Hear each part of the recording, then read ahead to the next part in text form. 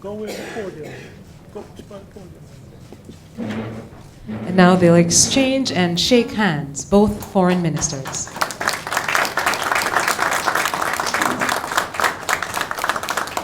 Indeed. And now,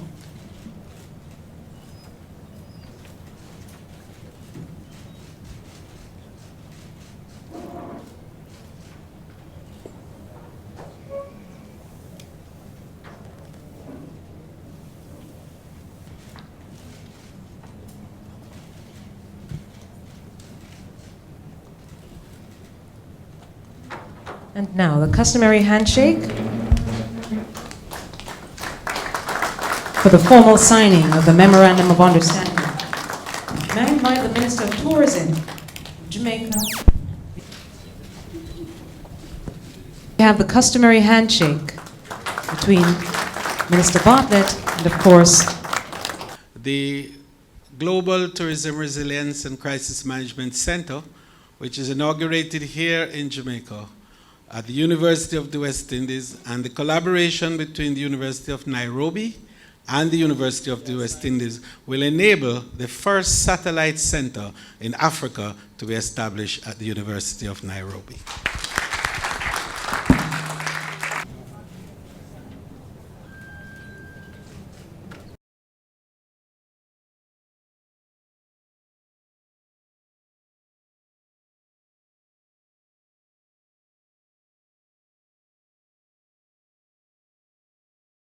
These long-standing fraternal connections between Jamaica and Kenya have undoubtedly helped to inspire and deepen the solidarity between our two countries today.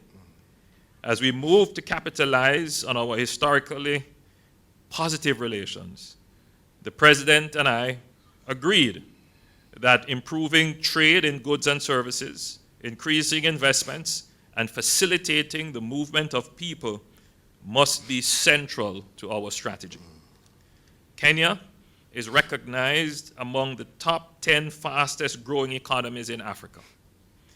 That continent will remain in 2019 as the region with the world's fastest growing economies. Like us, Kenya is showing positive macroeconomic results.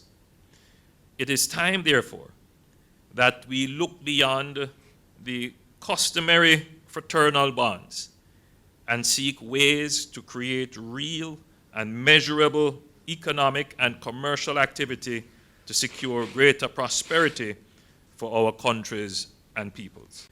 At the multilateral level, we have been collaborating actively within the context of the Commonwealth, the ACP group of states, and at the United Nations. We are particularly appreciative of the strong support that Kenya provided during Jamaica's presidency of the ACP Council last year. And we wish Kenya every success as it now prepares to host the next ACP summit in Nairobi later this year. During our talks today, we emphasize the significance of international cooperation and partnership in the effective implementation of the 2030 Agenda for Sustainable Development, and of course, critical issues to do with climate change and managing our oceans. Once again, we commend Kenya's leadership in championing these global issues. President Kenyatta, it is both a pleasure and a distinct honor to host you and to engage on these matters in the spirit of friendship and cooperation that has characterized Jamaica-Kenya relations over the last 43 years. I am hopeful that our renewed commitment showcased today will propel Jamaica-Kenya relations to unprecedented heights as we work towards achieving peace and prosperity for the benefit of both our peoples. I thank you.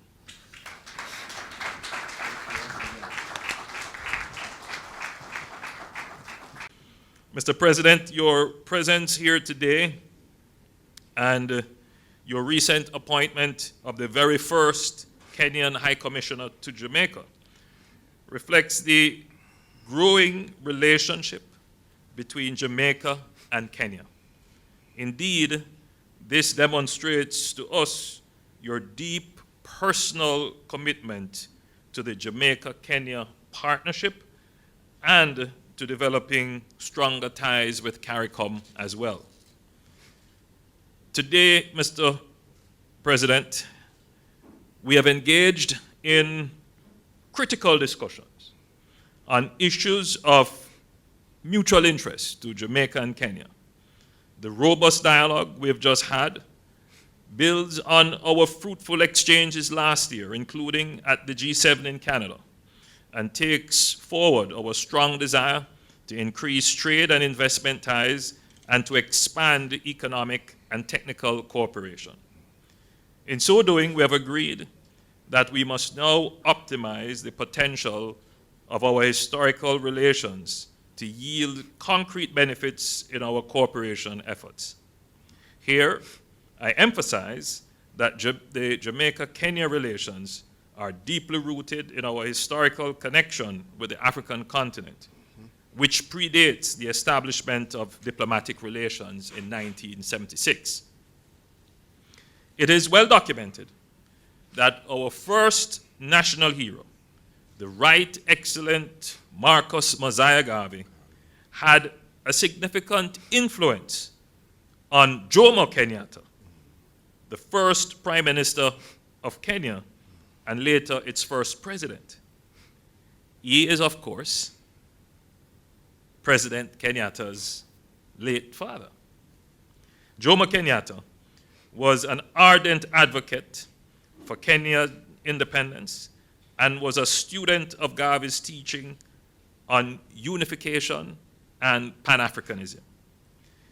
That experience contributed to his efforts to create and lead a unified Kenya after the country gained independence, as well as his solidarity with other great African leaders pushing for Africa's liberation, unity, and development. In that context, we also recall the late Dudley Thompson as a Jamaican lawyer and Pan-Africanist in East Africa. He was resolute in his staunch defense of Jomo Kenyatta when he was charged with treason by the British colonialist government of the day. Honorable Prime Minister, as you've said, Kenya and Jamaica share a legacy of strong, cordial, bilateral, and people-to-people relations that have been developed and strengthened over years. Indeed, as you have said, this relationship stems back well before our two countries' respective independence and during the period of struggle, where men like Marcus Garvey were an inspiration to the forefathers of our independence, and men like Dudley Thomas were at the center of the struggle, giving legal counsel to some of those who had been wrongly imprisoned by the colonialists at the time, including my own father. So being here is both, for me, personal, a moment of personal joy, but also one that seeks to reestablish those old links for the betterment of the peoples of our two countries,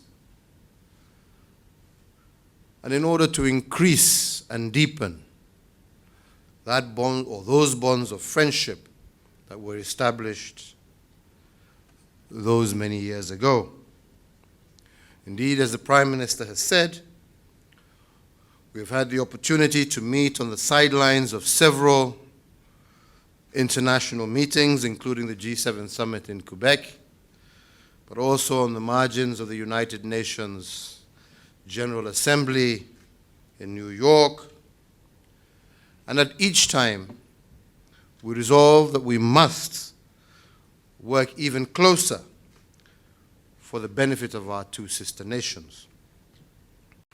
We have also had the opportunity to discuss how we can explore opportunities for cooperation also in tourism, in the blue economy sectors, all that hold tremendous potential for wealth and job creation to the benefit of our respective citizens. We've also, again, had the opportunity to discuss our diaspora that contributes greatly to the national development of our two respective countries, but Jamaica definitely, in terms of percentage, has a much higher percentage of its citizens who live and work abroad and who contribute significantly to the growth and development of Jamaica. We said that this is again an area where we can deepen that cooperation and collaboration to see how we can develop policies and programs that can ensure that this diaspora can continue to contribute even more deeply to the social economic development of our two countries. We did indeed affirm, because the Prime Minister was telling me that the Jamaican diaspora is everywhere in almost every country on this earth. So he was wondering about the possibility of whether there is a Jamaican diaspora in Kenya. And I told him that, yes, I can confirm, given the fact that my wife's brother's mother comes from Jamaica. So, and she lives in Kenya and has lived all her life. So, for sure, you are everywhere. And we need to continue to work to see how we can continue to deepen our people-to-people relations as we also take advantage of our diaspora. One sure way of ensuring that we deepen the partnership between our two countries is to encourage greater economic partnership between our two countries, to develop and to deepen trade. We had looked at our numbers and we have seen that this trade is almost non-existent. We need to deepen our economic relations because it's by so doing that we also take our people-to-people relations to the next level. Kenya today is one of the largest and most diversified economies on the African continent, and it also serves as a hub for logistics, air transport, financial services, ICT innovations.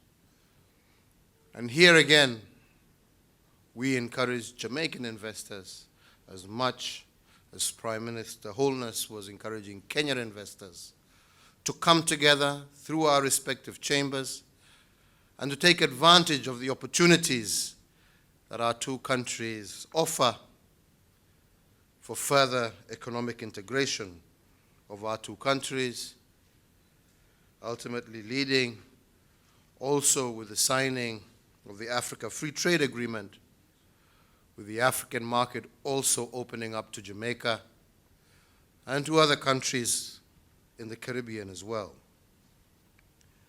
The Prime Minister has also mentioned that we have had the opportunity also this afternoon to deliberate on existing opportunities for cooperation in air transport, especially now that our national carrier, Kenya Airways, has scheduled direct flights from Nairobi to New York.